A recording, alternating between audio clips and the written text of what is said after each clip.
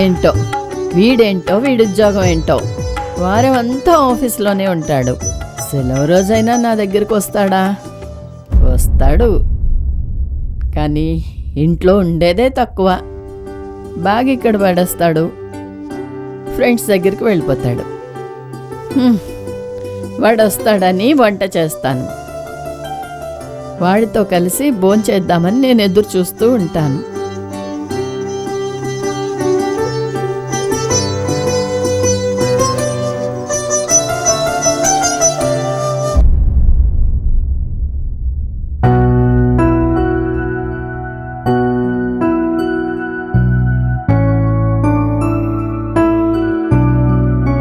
వచ్చావా నాన్న?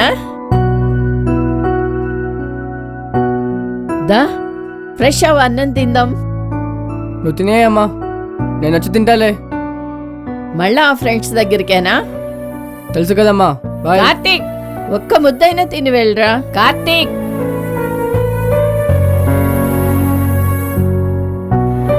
పాతికేళ్లగా ఆయన కోసం ఎదురు చూస్తున్నా, ఇప్పుడు వీడి కోసం ఎదురు చూస్తున్నాను. నా ఆరోగ్యం పాడైపోతుంది.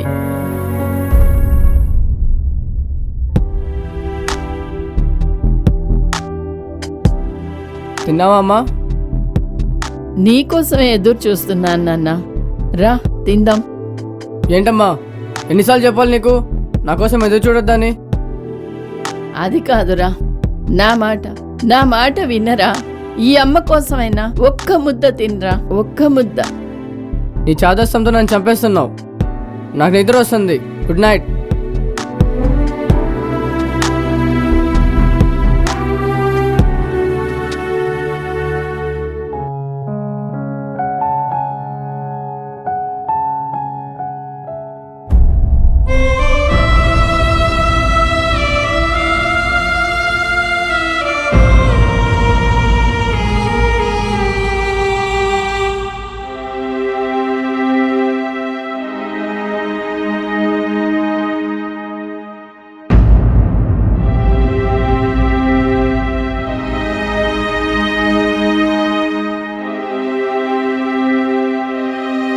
అమ్మా, బాక్స్ పెట్టావా?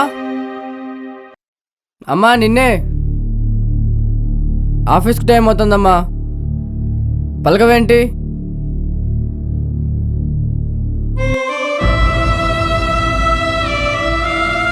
అమ్మా, ఏమైందమ్మా? జ్వరం వచ్చినట్టుందిరా. ఏంటమ్మా, నీ ఆరోగ్యం నువ్వు జాగ్రత్తగా చూసుకోవాలి కదా. ఇంట్లో ఉండేది ఇద్దరం. నేనా టైంకి ఆఫీస్కి వెళ్ళాలి, నువ్వా జ్వరంతో పడుకున్నావు. నువ్వు ఇలా టెన్షన్ పెడితే నేను ఎలా జాబ్ చేయాలమ్మా? సర్లే, ఇప్పుడే వస్తానుండు.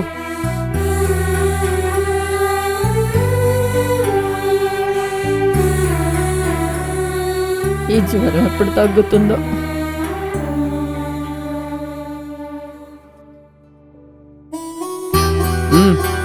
ఈ టాబ్లెట్ వేసుకొని పడుకో. నాకు ఆఫీస్ టైం అవుతుంది, నేను వెళ్తున్నా.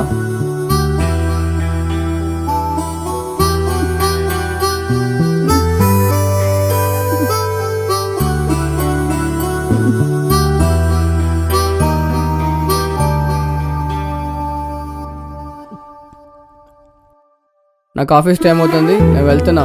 సరే, ఫుడ్ ఆర్డర్ పెడతా, వండుకోకు. మళ్ళీ జ్వరం తెచ్చుకోకు. సరే, వెళ్ళొస్తానమ్మా. వంట చేయలేకపోయాను, ఏం తింటాడో ఏంటో.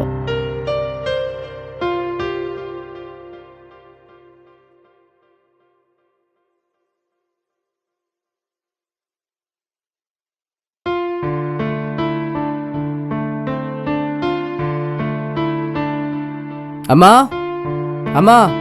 ఏంటి నాన్న, ఈరోజు చాలా తొందరగా వచ్చావు? ఈ నెల ఖర్చులకమ్మా. నాకెందుకురా ఈ డబ్బు, నువ్వే ఖర్చు పెట్టు. అమ్మా, ఎవరికి ఎంత ఇవ్వాలో నాకెలా తెలుస్తుందమ్మా? నువ్వే చూసుకో.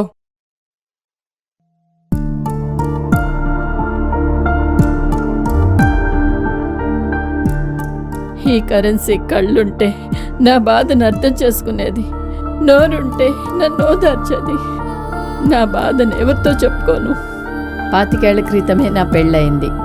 వీడు కడుపును పడగానే ఆయన నన్ను వదిలేసి వెళ్ళిపోయారు. అయినా నేను అతని కోసం ఎదురు చూస్తూనే ఉన్నాను. ఎన్ని కష్టాలు వచ్చినా నేను ధైర్యం కోల్పోలేదు. 25 ఏళ్ళు పడరాని కష్టాలు పడ్డాను. కార్తీక్ ఏ కష్టం తెలియకుండా పెంచాను. వాణ్ణి బాగా చదివించాను.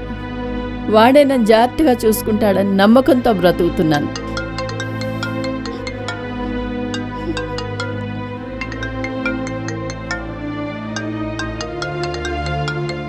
హలో గాయత్రి, ఎలా ఉన్నావే?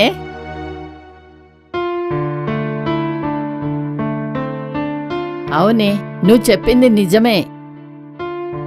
భర్త పిల్లలు లేని నీ ఒంటరితనానికి అర్థం ఉంది. మరి నేను 25 ఏళ్లగా వస్తాడో రాడో అని ఎదురు చూస్తున్న నా భర్త కోసం, మరి నా కొడుకు నాతో ప్రేమగా మాట్లాడడానికి కూడా టైం లేదు వాడికి. ఎలా చెప్పను, ఎవరికి చెప్పుకోను నా బాధ.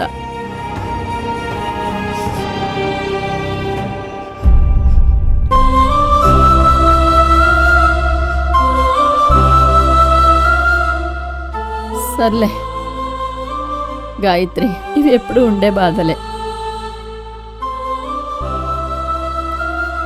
సర్లే గాయత్రి, నేను చాలా డిస్టర్బ్ అయ్యాను. మళ్ళా ఫోన్ చేయనా?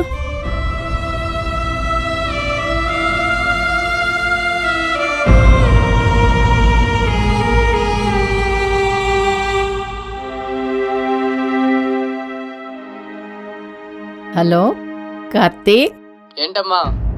ఎన్నింటికి వస్తావు నాన్న? ఎందుకమ్మా? ఈ రోజైనా మన ఇద్దరం కలిసి భోంచేద్దామని. త్వరగా వస్తాలే.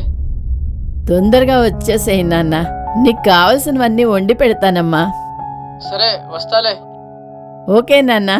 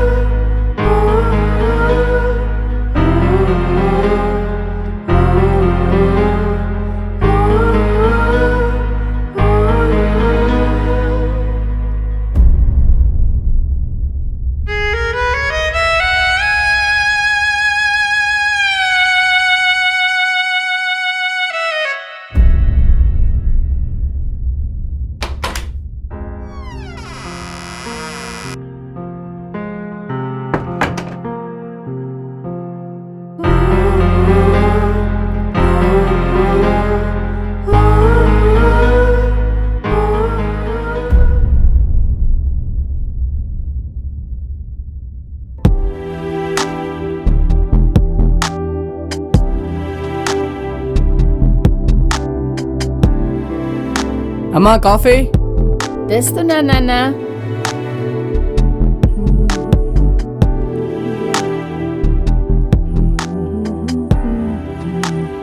ఏంటి నాన్న ఇంత తొందరగా వచ్చేసావు?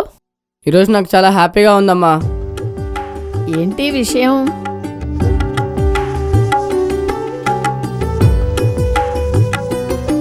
మాటల్లో చెప్పలేనమ్మా. మరి నాకు 2 నెలల జీతం బోనస్గా ఇచ్చారమ్మా. Wow, very good. నీ కష్టానికి తగ్గ ఫలితం వచ్చింది. ఇది నా కష్టం కాదమ్మా, నీ కష్టం. అమ్మ రుణం తీర్చుకునే సమయం వచ్చింది. కార్తీక్, అమ్మ రుణం తీర్చుకోవాలంటే ఈ డబ్బుతో కాదురా. ప్రేమ, అనురాగం, అభిమానం, ఆత్మీయత, వీటన్నిటితో తీర్చుకోవాలిరా అమ్మ రుణం అంటే. అంతేగాని డబ్బుతో కాదురా. అయినా నువ్వుండగా నాకు డబ్బెందుకురా? ఈ డబ్బు నీ దగ్గరే ఉంచురా. అది కాదమ్మా. వద్దు నాన్న, నీ దగ్గరే ఉంచు. కార్తీక్, నేనొక మాట చెప్తాను, చేస్తావా? ఏంటమ్మా? ఒక్కరోజు నా కోసం ఒక్కరోజు సమయం ఇవ్వు. నాతోనే ఉండు, నన్ను ప్రేమగా చూసుకో, నాకేం కావాలో చేసి పెట్టు. నువ్వు నా ఒళ్ళో చిన్న పిల్లాడవైపోరా, ఆ తర్వాత నేను నీ ఒళ్ళో చంటి పాపనైపోతానురా.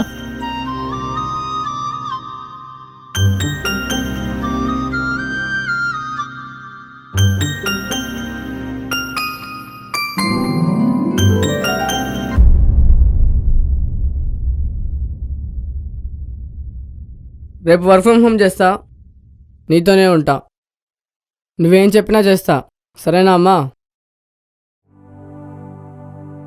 అమ్మను మించి దైవమున్నదా, ఆత్మను మించి అద్దమున్నదా? అమ్మను మించి దైవమున్నదా, ఆత్మను మించి అద్దమున్నదా?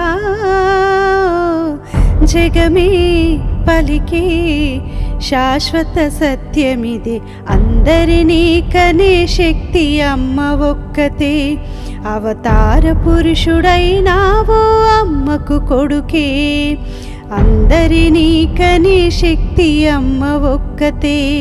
అవతార పురుషుడైనావో అమ్మకు కొడుకే.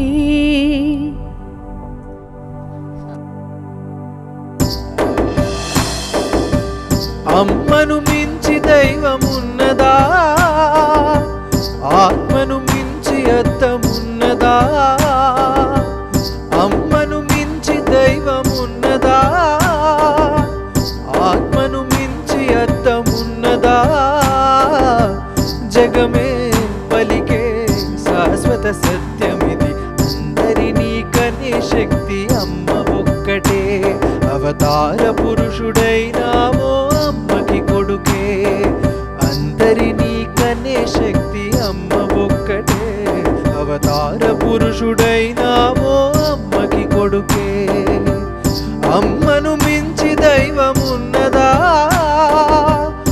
ఆత్మను మించి అద్దమున్నదా? అమ్మను మించి దైవమున్నదా, ఆత్మను మించి అద్దమున్నదా?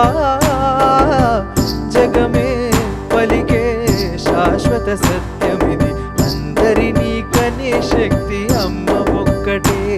అవతార పురుషుడైనావో అమ్మకి కొడుకే. నాన్న, తలనొప్పిగా ఉందిరా, కాస్త కాఫీ ఇస్తావా? సరే అమ్మా. థ్యాంక్స్ నాన్న.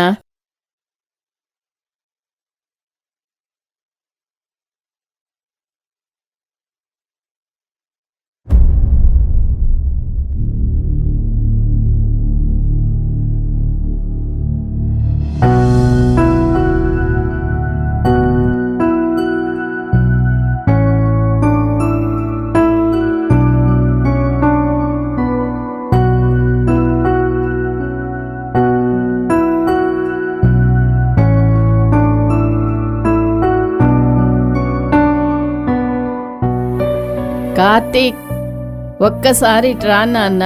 ఎందుకమ్మా? కాఫీ కూడా తాగలేకపోతున్నాను నాన్న, చాలా నీరసంగా ఉంది, చాలా ఆకలేస్తుంది నాన్న. నేను ఆఫీస్ వర్క్లో ఉన్నానమ్మా, నువ్వు పెట్టుకొని తిను.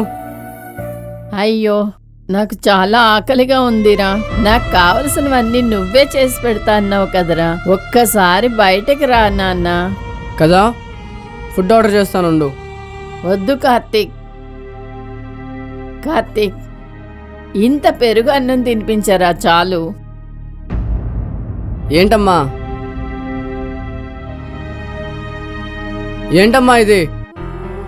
ప్రతి 10 నిమిషాలకు పిలుస్తూనే ఉన్నావు. నేను ఆఫీస్ వర్క్ చేసుకోవద్దా? అది కాదు నాన్న, నాకు చాలా ఆకలేస్తున్నాదిరా, ఇంత పెరుగన్నం పెట్టరా చాలు. నేనేమన్నా ఏడుస్తున్నావు? ఇప్పుడు ఏమైంది? ఇప్పుడు ఏమైందని కాదురా, భవిష్యత్తులో నా పరిస్థితి ఏమవుతుందా అని భయపడుతున్నాను రా. నేనున్నా కదా, భయపడకు. ఎక్కడున్నావరా నువ్వు? నా చిన్న చిన్న అవసరాలకే విసుక్కుంటున్నావు, తిట్టుకుంటున్నావు. అయితే ఇప్పుడు నన్ను ఏం చేయమంటావు? ఒక్కసారి నా స్థానంలో ఉండి ఆలోచించరా. అమ్మ స్థానంలో ఉండి మాట్లాడరా. అమ్మ పడే బాధ ఏంటో నీకు అర్థమవుతుందిరా.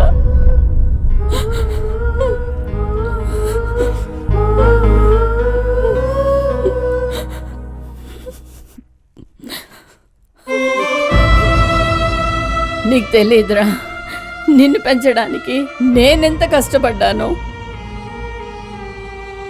నువ్వు కడుపును పడ్డ నెల్లాళ్ళకే మీ నాన్న మనల్ని వదిలేసి వెళ్ళిపోయాడురా. అయినా నేను భయపడలేదు. ఎందుకో తెలుసా, నీకోసమే బ్రతుకున్నానురా. నిన్ను పెంచాను.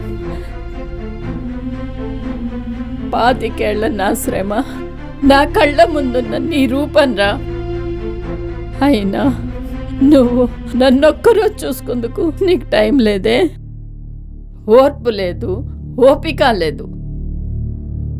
ఇంకా నాకు వయసు మీద పడి ఆరోగ్యం క్షీణించి మంచాన పడితే నన్ను చూస్తావని ఎలా నమ్మాలి? ఇది నా ఒక్కదాని పరిస్థితే కాదురా, నా లాంటి అమ్మలందరిదో దీనస్థితిరా. ఎలా భరించాలిరా?